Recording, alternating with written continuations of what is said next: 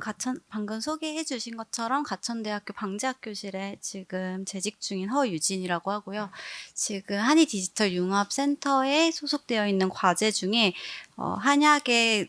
한약의 안전사용 근거 창출에 관련된 과제를 수행을 하고 있습니다. 이번 학회에서 과제에 대한 소개랑 그다음에 현재 진행 상황에 대해서 발표를 좀 요청을 주셔서 제가 많이 부족하지만 이번에 발표를 맡게 되었습니다. 저는 지금 방금 말씀드렸던 것처럼 저희 과제가 안전 사용에 대한 근거 창출이기 때문에 효능 면과 같이 안전성 그리고 약물의 상호작용 이렇게 세 가지 파트로 과제를 나눠서 지금 연구를 수행을 하고 있고요. 그중에서 저는 약물 상호작용으로부터 이 과제를 시작을 하게 돼서 과제를 수행하게 된 배경부터 지금 제 과제가 어떻게 수행이 되고 있는지 간단하게 소개하는 시간을 갖도록 하겠습니다.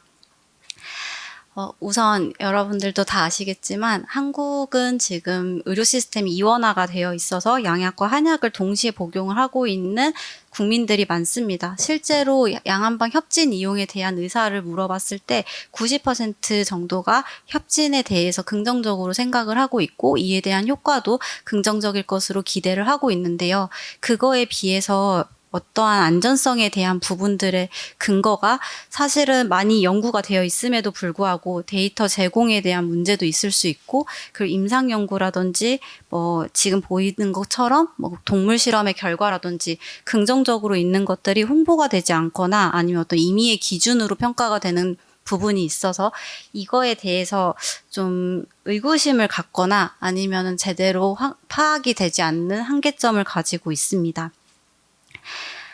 이 약물 상호작용이 한약에서는 조금 어렵게 느껴지는 이유 중에 하나가 이 두 가지의 측면을 같이 봐야 되는 이유도 있습니다.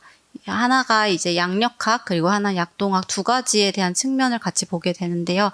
실제로 단미, 그러니까 본초를 기준으로 보았을 때 약동학과 양력학 두 가지 연구 측면으로 보면은 보통은 약동학에 대한 연구들이 상호작용에서 많이 이루어지게 되고 이런 연구들에서 서로 상호작용이 있다라고 하면 사용을 하는데 주의하라라는 결론으로 보통 귀결이 되기 때문에 보통은 상호작용에 대해서 부정적인 인식을 갖게 되게 됩니다. 이 두 가지 측면에 대해서 간단하게 백그라운드를 설명을 드리고 실제로 저희가 처방을 하고 있는 처방과 양약에 대한 상호작용 연구 분석 결과들을 좀 공유를 드리도록 하겠습니다. 약동학이라고 하는 거는 약물이 생체에 들어갔을 때 생체가 약물에 어떻게 작용을 하는지 약의 관점에서 바라보는 학문으로 생각을 하시면 되고요. 다들 기본적으로는 아실 거라고 생각을 합니다.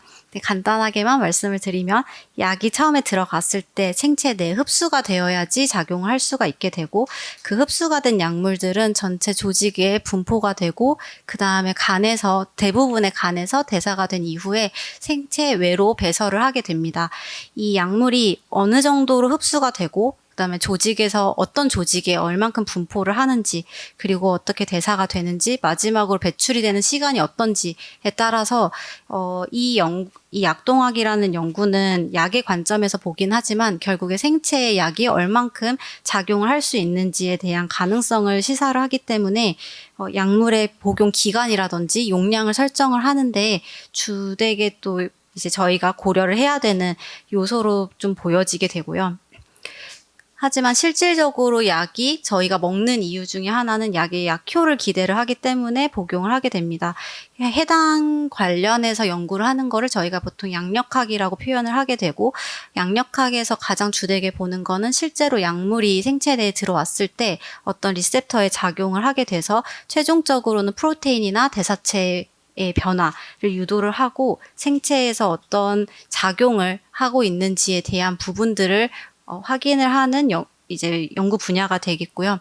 실질적으로 어떤 용량에서 약물이 저희가 기대하는 효과를 나타내느냐에 따라서 저희가 약물의 이피커시를 표현을 하게 됩니다.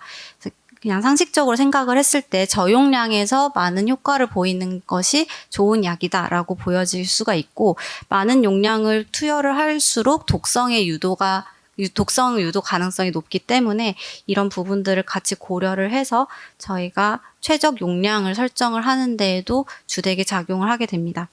그래서 이 두 가지의 개념이 사실은 독립적으로 보여질 수는 있지만 결국엔 약과 생체가 서로 작용을 하는 상호작용에 대한 관점에서는 서로 같이 고려를 해야 되기 때문에 사실은 이 두 가지의 연구가 각각 연구가 되어야 되는 게 아니라 같이 고려가 되어야 된다라는 이제 기본적인 생각을 가지고 상호작용 연구를 좀 고안을 하고 있고요. 현재까지 한약 중에서도 저희는 처방에 대한 연구와 처방과 양약에 대한 상호작용 연구에 대해서 현재까지 진행이 된 현황을 좀 분석을 진행을 하게 되었습니다.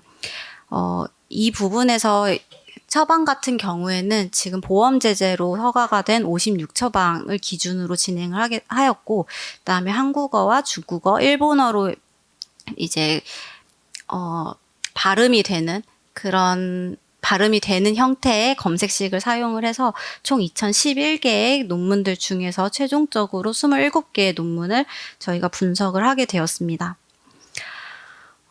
우선 이 56처방에 대해서 약물 상호작용 연구를 분석을 진행을 하였을 때 한국과 일본에서 거의 절반 정도의 전체의 절반씩 이 이제 연구가 진행이 된 것을 알 수가 있고요. 이는 한국에서 지금 보험 제재로 처방이 허가가 되어 있는 리스트들이 일본에서 실제로 칸포 의학에서 사용이 되고 있는 리스트랑 많이 겹치기 때문으로 사료되고 있습니다. 앞서서 보여드렸던 것처럼 본초와 약물 간의 상호작용 연구에서는 PK가 압도적으로 많았던 것에 반해서 처방 같은 경우에는 PD랑 PK가 그만큼의 차이는 아니지만 PK가 많이 연구가 되어 있는 것을 알 수가 있고요. 그리고 좀 특이점으로 저희가 봐줘야 되는 부분은 이제 임상 연구가 많이 이루어지고 있다는 것을 좀 확인을 할 수가 있습니다. 그래서 실질적으로 사용이 되고 있는 현실을 반영을 한 연구들이 지속적으로 좀 이루어지고 있다고 저희는 보여졌고요. 앞에서 말씀드렸던 것처럼 한국과 일본에서 주로 이루어지기 때문에 거의 동아시아에서 연구가 진행이 되고 있는 것을 알 수가 있는데, 이 부분에 있어서는 인종도 이제 동양인으로 한정이 돼서 연구가 진행이 되고 있다는 것을 시사를 하고 있습니다. 그래서 이런 약물의 대사와 관련된 부분에서는 유전적인 요인들에 의해서도 대사의 차이가 보여지는 부분들이 있기 때문에 여러분들이 만약에 이런 상호작용에 대한 연구들을 고려를 하실 때 지금 보고가 되어 있는 거는 동양인에 대한 리포트로 좀 보시고 한계점은 가지고 있다고 생각을 하시면 되겠습니다. 개별 약물에서의 상호작용의 현황을 보면 가미소요산과 바나사심탕 이 두 가지 약물이 상호작용에서 많이 활용이 되고 있는 한약인 것을 확인할 수가 있고, 그 다음에 오적산, 소청룡탕, 대시오탕 순서로 상호작용의 연구들이 진행이 되는 것을 알 수가 있습니다. 이 한약의 처방 리스트들은 실제로 한의원이나 한방병원에서 처방이 되고 있는 순서랑은 약간 다르다는 것을 알 수가 있는데요. 예를 들면 오적산이 사실은 훨씬 더 많이 청구가 되고 있는 처방임에도 불구하고 연구는 다른 처방들이 많이 이루어지고 있는 것을 알 수가 있습니다. 그 이유 중에 하나는 실제로 상호작용에서 연구가 되고 있는 양약의 종류에 좀 기반을 해서 저희가 해석을 할 수가 있습니다. 가장 많이 이제 상호작용 연구에서 사용이 되고 있는 양약의 카테고리는 항암제의 계열로 알려져 있습니다. 그래서 기존에 사용이 되고 있는 한약의 적응증과는 좀 별개로 항암에서 대체요법으로 사용이 되는 대체요법을 사용이 되고 있는 리스트 중에 가미소요산과 바나사심탕이 새로운 적응증으로 이제 암 질환에 적용이 되고 있다는 걸 유추할 수가 있고, 그 다음으로 이제 나오는 것들이 정신의학적 관련되어 있는 양약들과 한약의 조합들로 이제 연구가 진행이 되고 있는 것을 알 수가 있습니다. 이것을 좀 각각의 개별적으로 연구 질평가를 하기 위해서 이제 임상 연구라든지 좀 더 연구가 구체적으로 이루어지는 그 모델에 따라서 저희가 가중치를 두고 패턴 분석을 진행한 결과인데요. 일단은 색깔이 지날수록 임상 연구와 체계적인 연구가 진행이 된 것으로 생각을 하시면 됩니다.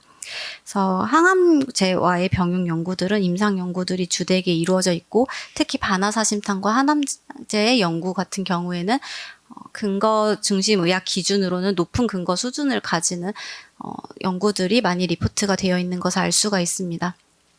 가미소요산 같은 경우에는 부인과 질환에 많이 사용이 되고 있는 처방으로 알려져 있는데, 가미소요산 같은 경우에도 항암제와의 병용을 같이 병용 연구가 많이 진행이 되어 있고, 실제로 부인과 질환에서의 연구, 그 약물과의 조합은 거의 없는 것으로 이제 보일 수가 있습니다. 오적산 같은 경우엔 저희가 통증에 사용을 한다는 측면에서 항염제와의 소염제와의 이제 상호작용이 이루어져 있는 것을 알 수가 있고요. 이렇게 좀 분리돼서 보았을 때 실제로 한약이 가지고 있는 적응증에 부합돼서 상호작용을 가지고 있는 연구들이 있고, 또 새로운 적응증, 조금은 관련성이 없는 적응증에도 같이 연구가 되어 있는 현황을 확인을 할 수가 있습니다. 이거를 이제 카테고리별로 좀 봤을 때 실제로 한약에서 저희가 분류를 하는 기준이 지금 상호작용 연구로 보고가 되어 있는 카테고리랑은 좀 상이하다는 것을 알 수가 있고, 개별적인 약물들 간의 조합과 비교를 했을 때 보면 이 네트워크 분석 결과를 보셨을 때 이게 유기적으로 연구가 되어 있지 않는 것을 확인을 할 수가 있습니다.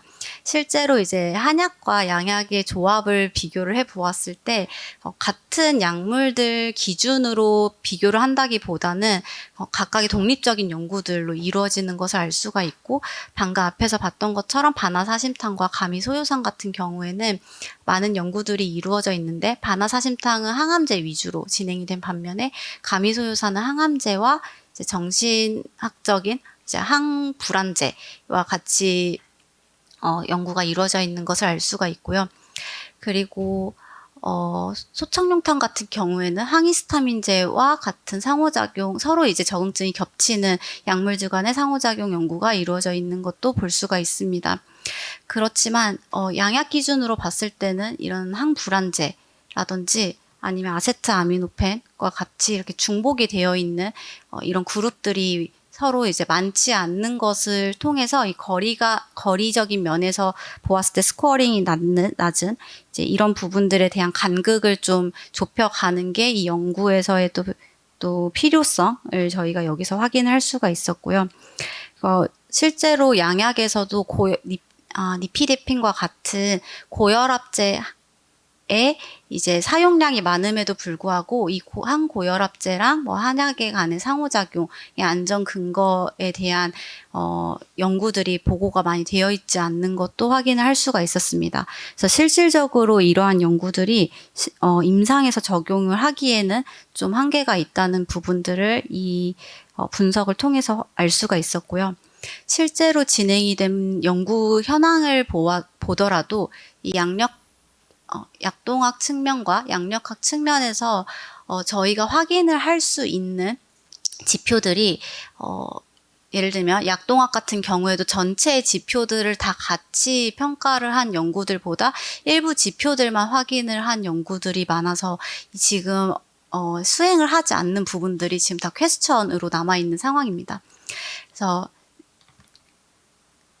이런 연구 결과들을 기반으로 봤을 때 실제로 한약과 양약의 상호작용 연구는 동아시아에 그쳐 있는 것을 확인할 수가 있었고, 대부분의 PK 연구들 중에서는 절반가량이 측정이 되지 않는 분야들이 존재를 하게 되고, 반화사심탕과 항암제 같은 경우에는 항암제 투여로 인해서 생겨날 수 있는 구강 건조증에 대한 개선 효과들의 보고들 위주이고, 이건 새로운 적응증으로 저희가 확대를 할 수 있는 가능성을 확인을 하였습니다.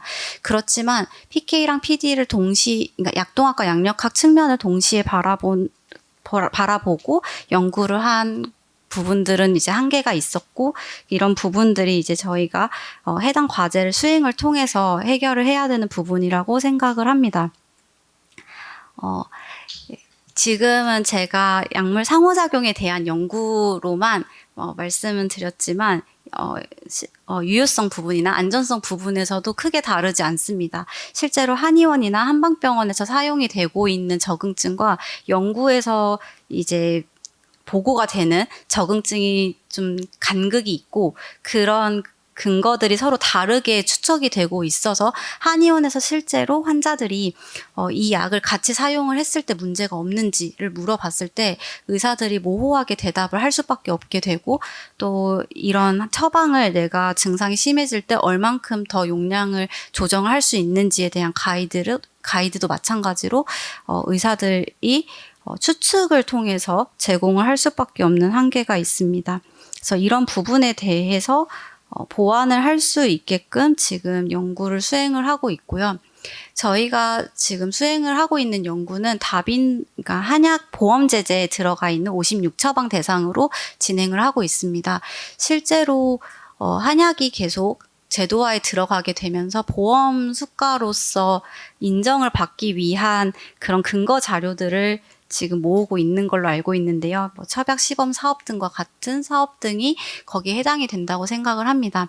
근데 지금 이미 보험 제재로 인정이 받고 있는 이 56처방은 대부분 한의원에서 청구가 되고 있고 그 중에서 한의원에 내원을 한 환자들 중에서 절반가량 이상은 이 보험제재 한약 처방을 받고 있는 것으로 알려져 있습니다. 이렇게 사용이 되고 있는 것에 비해서 과학적인 근거 확보를 통해서 이 제도화에서 한약이 차지하고 있는 그런 의미를 좀 더 저희가 강화를 시켜야 될 필요가 있는데요.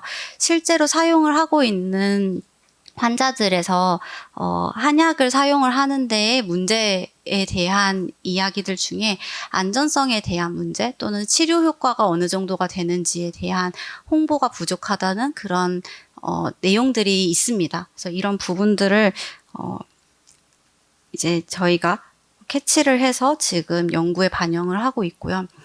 두 번째 부분은 한약 제제, 보험 제제로 나와 있는 한약들이 같은 구성 약제들을 가지고 있더라도 그 약제의 기원이나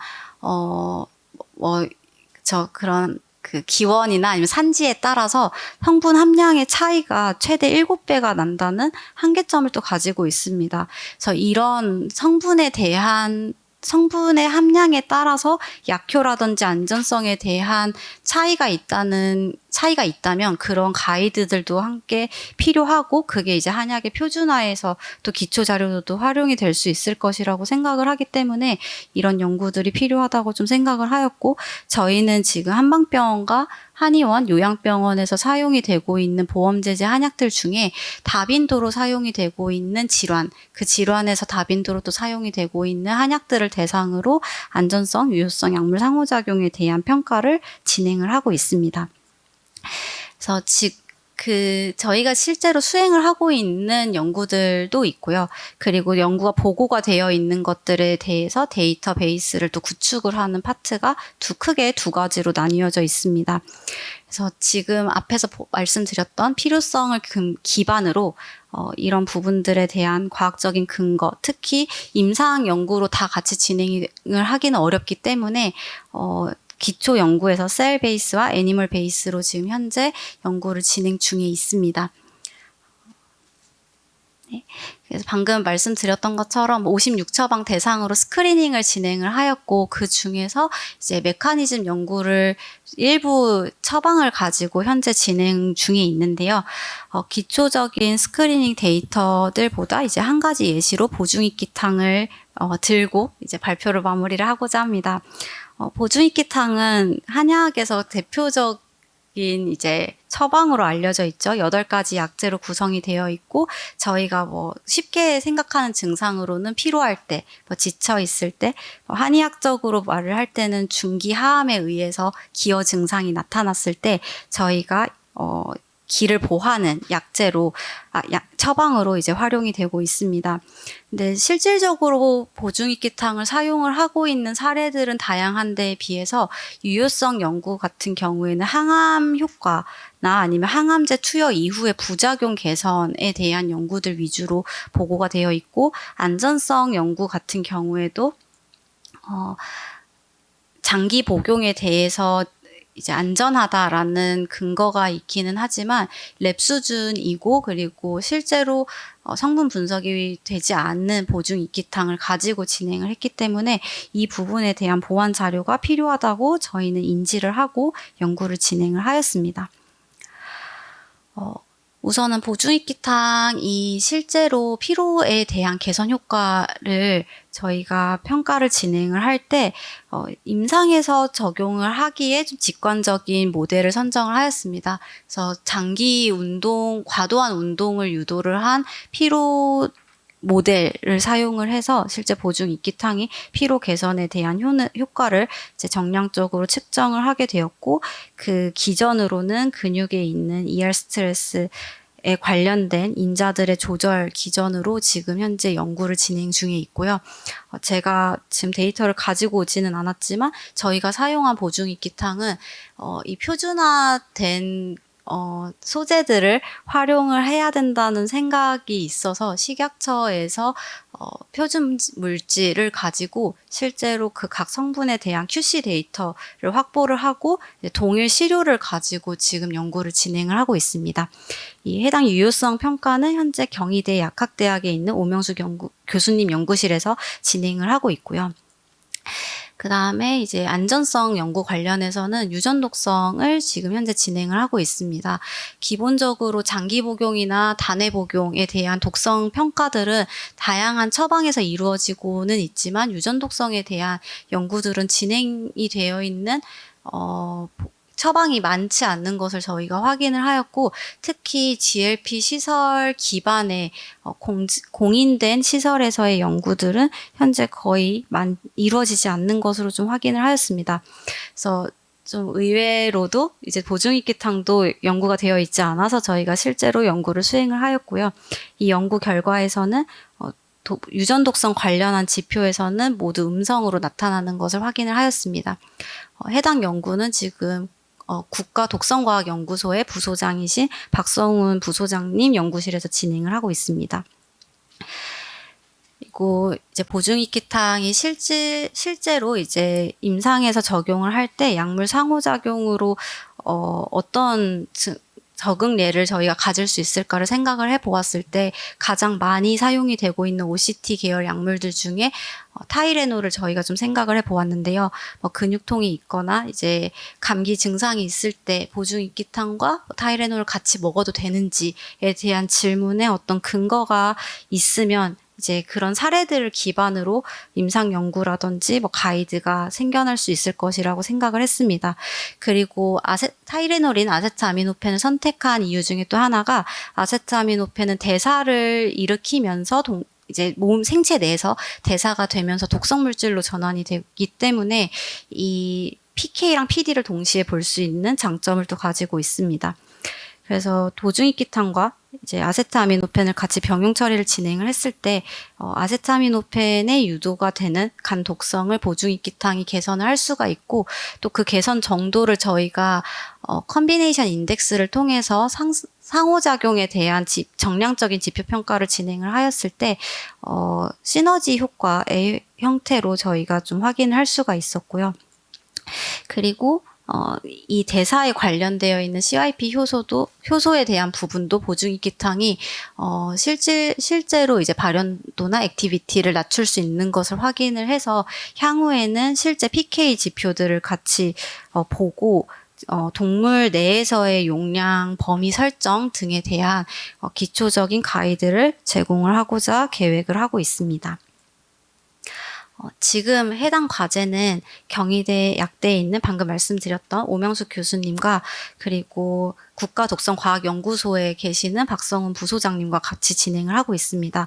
그리고 지금 수행을 하고 있는 과제 데이터를 포함을 해서 앞에 보여드렸던 그런 처방에 대해서 연구가 되어 있는 보고들의 분석은 경희대학교 한의과 대학의 현재 KM크릭 운영 중이신 이양숙 교수님과 함께 향후의 데이터베이스를 구축을 하고 일반인들을 포함을 해서 국민들에게 해당 연구에 대한 정보들을 공유를 하고자 계획을 하고 있습니다.